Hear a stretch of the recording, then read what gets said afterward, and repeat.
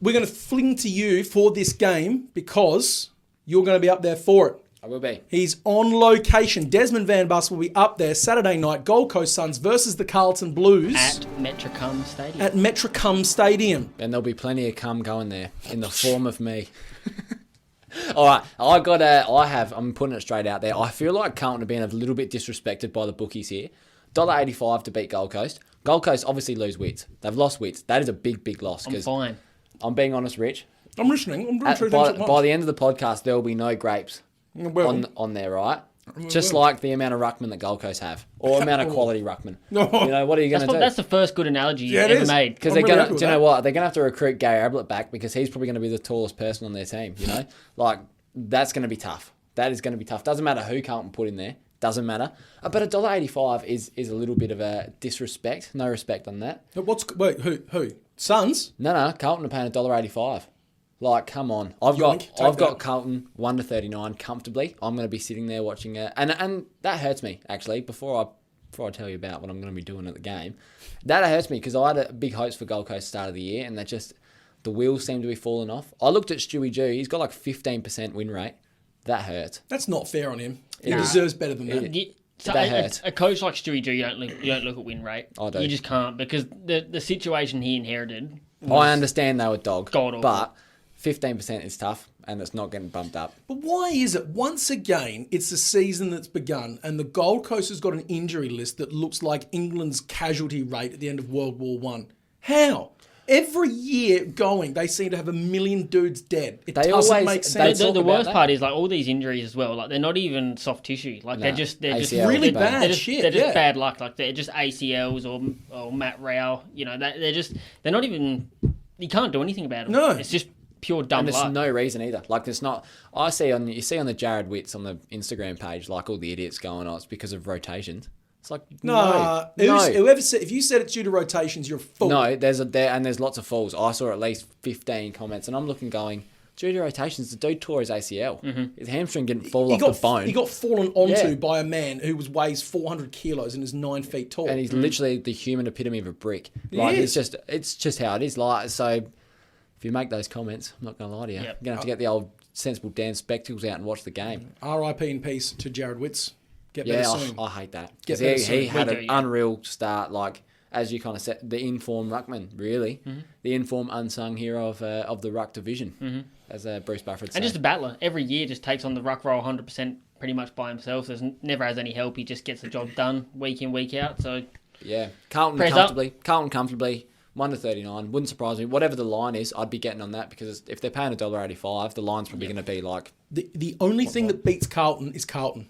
They are the only thing that stops Carlton in this game. Carlton's going to win this game if they decide they want to win this game. Now, everyone's like, oh, Carlton's back. You should have heard. Sorry, I'm coughing because of all the bullshit of which I'm allergic to. What's his name? What's the little short, sort of square-headed guy, the commentator? Not Bray Short. No, the other guy. Hudson. Anthony Hudson, that's him. The ultra suck that he and the panel were giving to Carlton during that game against Freo. Oh, Carlton. Oh, Crips. Blues. They're back. Nunes. Gibbons. I mean, as you rightly said to me when we were talking about this game, yeah, it's impressive. However, when you look around and realise that you're standing in a childcare centre beating the crap out of toddlers, it's not that impressive. It was a fifeless Freo away from home who didn't want to be there. They looked tired. They looked out of sorts. Their mids had a dreadful day. Mm-hmm. It wasn't even like two teams at the height of their powers who were trying hard, played, and the best team got over the line. No. Carlton beat up on a mob of kindergartners, and we're all supposed to be here like, they're back, they're back, the Blues are back. I don't believe they're back, and I would have actually tipped the Suns if it wasn't for Witts. 100%. Yeah, that's what swayed me. If Witts and Brown's in this team, Suns win. That's what I think. I feel like this is just... it's the stepping stone, really. Like, they were already struggling a little bit with injuries with Real and whatnot. And now, they've just had the soul ripped out of them. Having said that, Anderson and Bose this year have gone bang. And I'm loving it early from them. Mm-hmm. I'm loving it. Now, Cripps did look good. You know, though, being a former ruckman yourself, if you're not giving your team first usage, the midfielders are lost. They're lost at sea. Well, they're starting one back from the get-go. Well, whoever does end up doing it, Chris Burgess or whatever... You can expect Anderson's production to drop off purely because he's not going to be getting first look at it. I wonder if everyone's thinking it's going to be Burgess, but I wonder, do the Suns throw a curveball and just chuck another midfielder in there who hasn't been getting any play at the minute? Who's a midfielder on the outer? Why wouldn't you just let Greenwood do it? Well, there you go. Go full Sean Grigg mode, someone who's Exactly 192 what I was centimetres thinking. tall, and just have an extra midfielder. I think on that's board. just gotta, Precisely what I was I think that's exactly how it's going to work. Honest, because he played a good game against the Crows. He did. Played a Greenwood's very been good one of their He's- solid contributors since He's a good been up player. there. I like He Greenwood. is, and he was the one that I was very disappointed to let go. He of is the like Crows team. 65 years old next year, though, isn't he? Now, he is. Now, but don't. I just want to come back to Cripps very quickly. Played a great game. I don't think he's back permanently, though. I think if someone gets into him, if Greenwood starts giving him sharp elbows, he could find he has a very difficult day. But They've tagged him with Nick Holman before, so There do you not go. be surprised if that happens again. There you go. Just quickly to move on from this game. Best bets: Darcy McPherson anytime goal. I do like Darcy. He's got a bit of shit about him, so I do rate him. Jack Lukosius 20+, just racking them up. I think Suns are second in the league for uncontested marks at the moment. Jack Lukosius just eating them up, so 20+ easy. Eating them up. And Zach Williams, you expect the bigger disposal days, the bigger goal scoring days are coming. So 20+ $1.40 easy money. liking that a lot. Once again, haven't seen the markets when I made this. Don't know what it's paying, but have a look, see what you like. Take the ones you do, leave the ones you don't, etc.